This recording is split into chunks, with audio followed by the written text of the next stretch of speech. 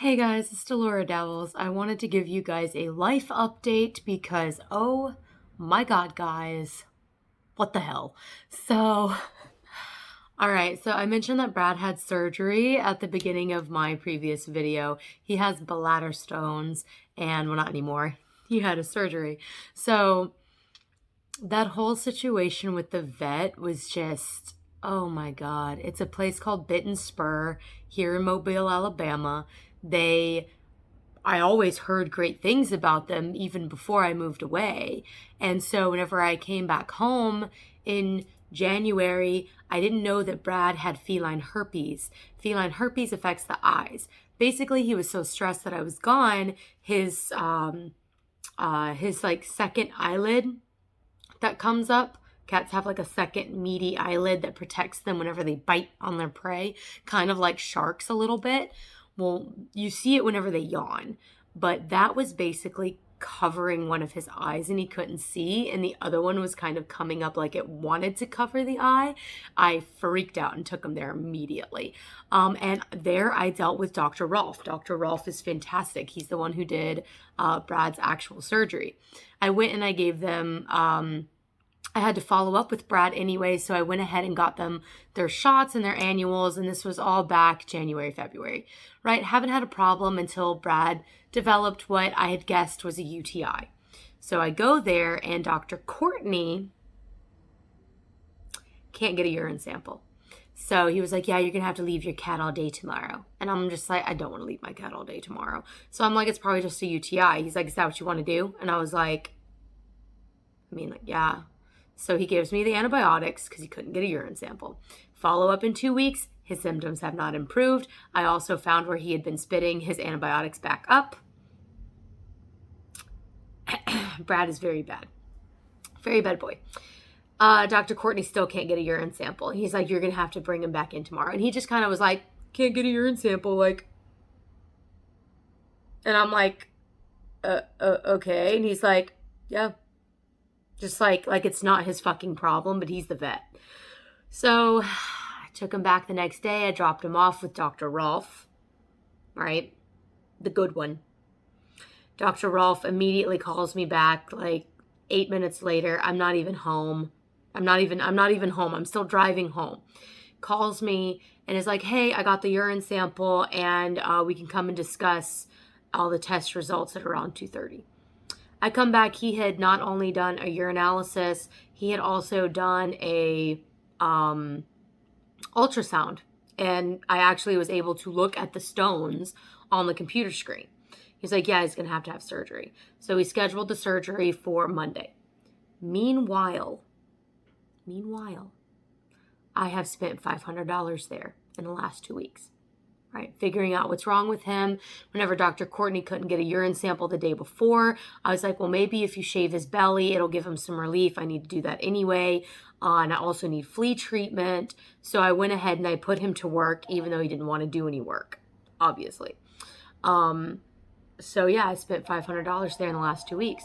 I come to pick Brad up on Tuesday because the surgery was Monday. They kept him overnight. God damn it, why is the phone ringing? I apologize. I'm not getting up. I'm not fooling with it. So Tuesday, I go to pick Brad up. The front desk lady stops me and is like, all right, that's going to be $1,599. La, la, la. I'm like, all right. And I pull out my debit card and I go, I'm going to pay $600 of it today. And she runs the card, but she's clearly like upset at me. And then after the card goes through, she goes off on me. And she's just generally acting very weird. And then she like huffs off. Like huffs away. The little thingy on her end is beeping. I'm very confused. One of the vet techs that I know really well comes up. He's like, hey, blah, blah. Has no idea. And I'm like, hey, I don't really know what's going on. She left. I'm like, I don't know. She seemed really upset.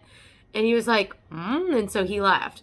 Another vet tech comes up at around the same time that the cashier lady, the front desk lady, comes back, right?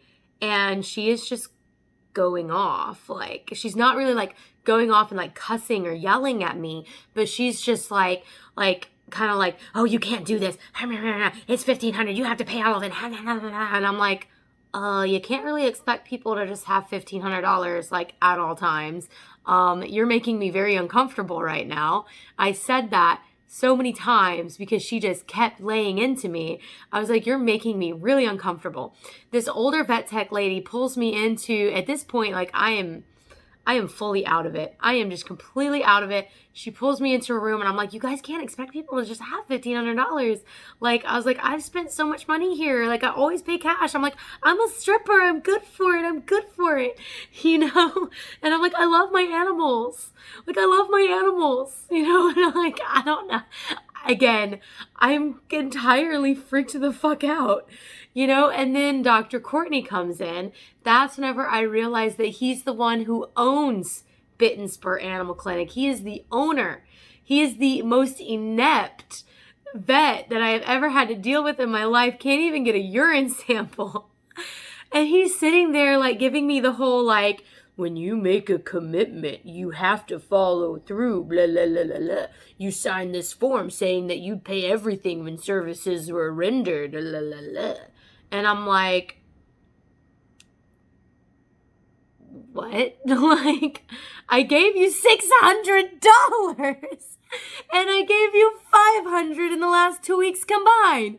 Like, in my mind, I'm like, I've given you $1,100 in the last 2 weeks. And I am generally just like, I'm crying. I don't know what the fuck is going on. You know what I mean? I am up fucking set. Like, I am the most upset that I have been in a long time. And he was like, so I'm just bawling. I'm like, are you not going to give me my cat? Like, I'm literally like, I don't know what he's doing. I don't know what he's trying to prepare me for, but it sounds like he's trying to prepare me for something drastic. Like, is he going to call the cops on me for theft of services? Is he going to keep my cat? Is he going to sue me? Like, what the fuck is going on here? Like, he's got, like, what? Like, and he's like, legally, I can't do that, blah, blah, blah. But you're going to have to sign this form saying that you're going to pay me on a schedule. And I just look at him like, well, fucking duh. Well, fucking duh. I'm going to pay for the rest of this later. Later. As in, like, not today, but next week, right? Like, I could make $1,000 in a week if it's a good week. You never know with dancing. You can make $200 all week, or you can make $2,000 all week. You don't know. And I told him that, right? And I told him, I was like, I have had an incredibly stressful weekend. I'm like, my cat has been pissing on everything. He has been in extreme pain. You know, I'm just here to pick him up.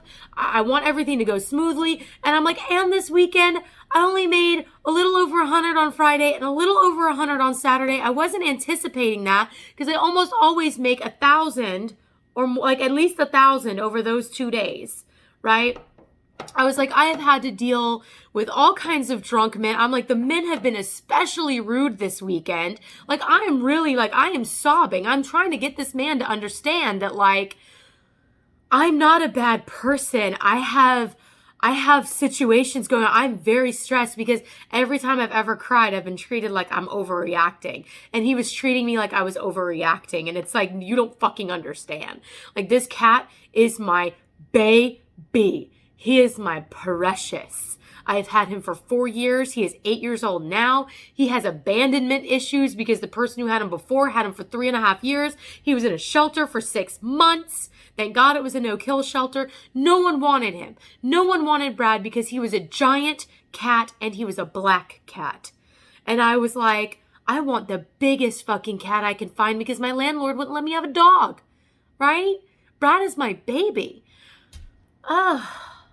I freaked out. Like, and like, oh, it was so bad. But like, I realized that I was not the problem when Dr. Courtney left to get the papers and Dr. Rolf came in and he was immediately like, I am so sorry. And he seemed so genuinely embarrassed and everything, right?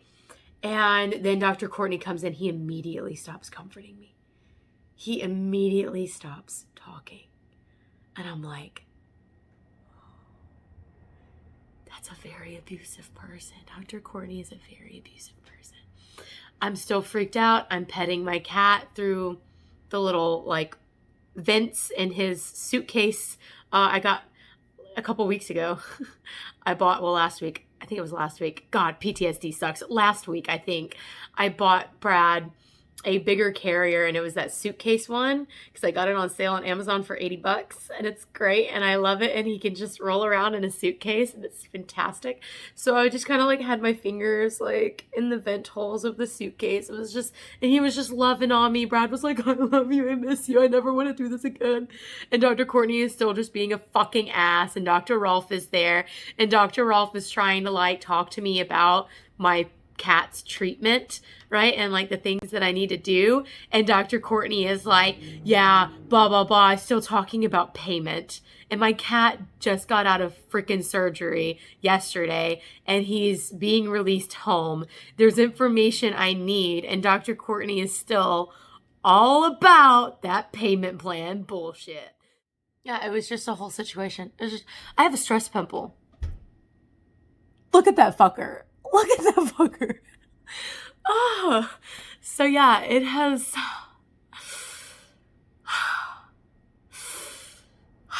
Okay. But I'm kind of glad that like I've taken a break from reading occult books and incorporating new ritual practices, and like I've taken a break from study because okay, if I'm studying astrology, I have a notebook. If I'm reading a book on witchcraft, I'm making mental notes, right? But like if it is astrology or a new kind of divination, or it's something that is very, very structured and complex, or like Kabbalah is very structured and complex, I have notebooks and I write notes, right? So I have not been doing any of that this past month. And it's a good thing because I was not anticipating all of the tomfoolery that has happened to me in the last month. This isn't even a drop in the bucket, guys. It's not. I'm not gonna get into my personal relationships with people, but it's really not even a drop in the bucket. So I'm like, I picked a really good time to do that. But something else that is very strange is that there are a lot of people that I know that are experiencing grief. I haven't personally lost a loved one in the last month, but basically everyone around me has. It is crazy, like outside of my family, like from multiple girls at work to both of my stripper friends. Both have lost aunts. In fact, one of them lost an aunt and an uncle, and the other one lost an aunt. The person that I am seeing is his grandmother is basically in the process of leaving this realm. So there's just been a lot of death lately, and I've seen that pattern unfold this entire month, and it's wild because, and like even at the club, like even if it's not the death of a person, there have been a lot of divorces this past month as well. Like, and what I mean by all of this is that more so than usual, right? Of course, we have a lot of men that are freshly divorced that come into a club, obviously, right? But whereas it's like 1 out of every 10, now it's like 3 out of every 5, right? And a lot of them are grieving loved ones that have passed away. They're like, oh yeah, they used to come here all the time back when it was such and such club or whatever. Like, and they're like, I'm just here to have a drink to honor this person, right? This was their favorite hangout. And it's really wild. So if you guys are going through anything like that, the death of relationships or the death of people around you, I am very, very sorry for y'all's loss. It has been rough.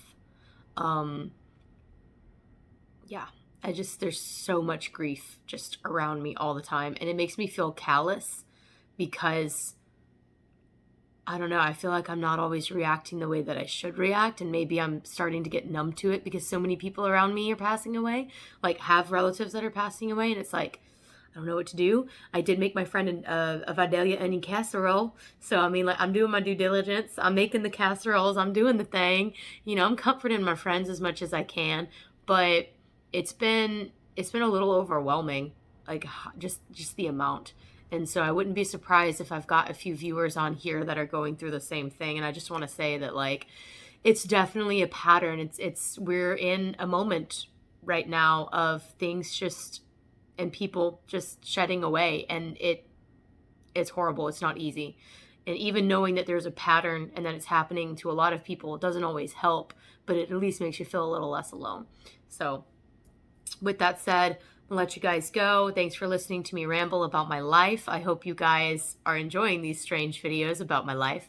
And until next time, happy dabbling, and bye-bye.